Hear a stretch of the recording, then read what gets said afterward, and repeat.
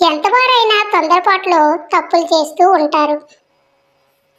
చివరికి ఆ తప్పును తెలుసుకొని బాధపడుతుంటారు.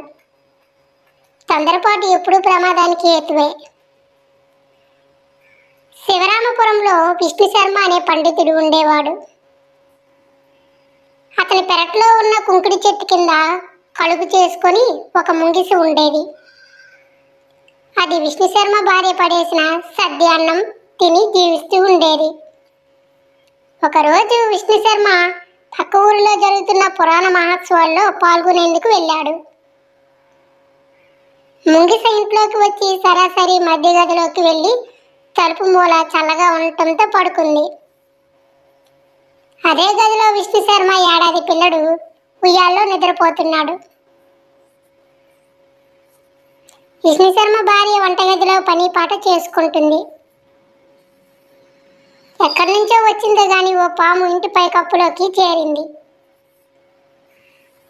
అక్కడి నుంచి ఉయ్యాల నుంచి నెమ్మదిగా ఉయ్యాలలో పడుకున్న పిల్లవాడి వైపు రాసాగింది.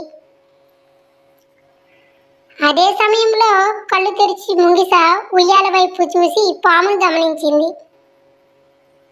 ఎన్నాళ్ళ నుంచి తనకి అన్నం పెడుతున్న అన్నపూర్ణ లాంటి విష్ణు శర్మ భార్య రుణం తీర్చుకునే అవకాశం దొరికింది అనుకుంటూ అది ఎగిరి పాముని పట్టుకొని కిందకు దూకింది. పాము ముంగిస మధ్య పోరాటం మొదలైంది. చివరికి ముంగిస పాముని చంపింది. తర్వాత అది తను చేసిన పని విష్ణు శర్మ భార్యకు చూపించాలని వంటగదిలోకి వెళ్ళింది. నోటి వెంట రక్తంతో ఉన్న ముంగిసను చూస్తూనే అది తన పిల్లాడికి ఏదో హాని తలపెట్టిందని భావించింది.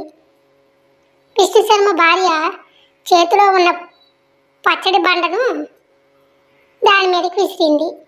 ఆ దెబ్బకి పాపం ముంగిస చచ్చిపోయింది. ఆ తర్వాత వచ్చి ఉయ్యాల్లో క్షేమంగా ఉండటం చూసిన విష్ణు శర్మ భార్య పక్కనే చచ్చిపడి ఉన్న పామును చూసి జరిగిన విషయం అర్థం చేసుకొని అనవసరంగా తొందరపడి ముంగిసను చంపినందుకు బాధపడింది. విష్ణు శర్మ భార్య వచ్చి ఉయ్యాట్లో చూసింది. తన పిల్లడు క్షేమంగా ఉండడం చూసింది. చూడడం వల్ల తన పిల్లడు బాగానే ఉన్నాడు. కానీ పక్కనే పాము హాని చేయాల్సి వచ్చినప్పుడు ముంగిస కాపాడిందని తెలుసుకుంది.